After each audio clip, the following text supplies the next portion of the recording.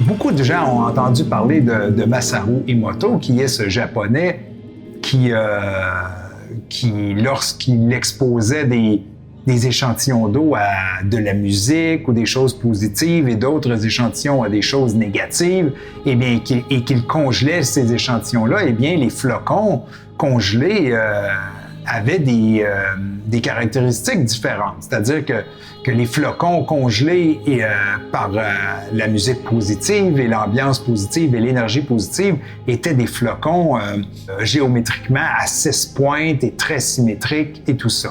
Et lorsqu'ils étaient exposés, les échantillons étaient exposés à la négativité ou des choses plus chaotiques et moins, on pourrait dire, moins sereins, eh bien, les échantillons étaient déstructurés. Hein? Alors, l'eau se congelait d'une façon déstructurée. Bien sûr, M.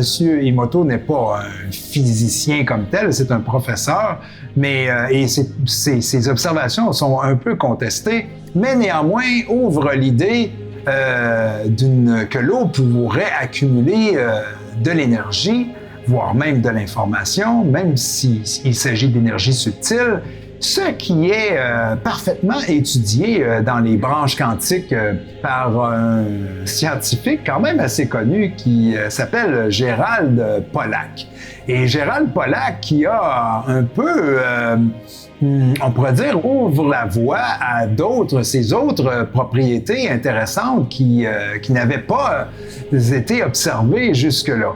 Alors, c'est lui qui a amené l'idée que ce que certains appellent le cristal liquide, hein, que l'eau serait un cristal liquide, ou ce que d'autres appellent la zone d'exclusion.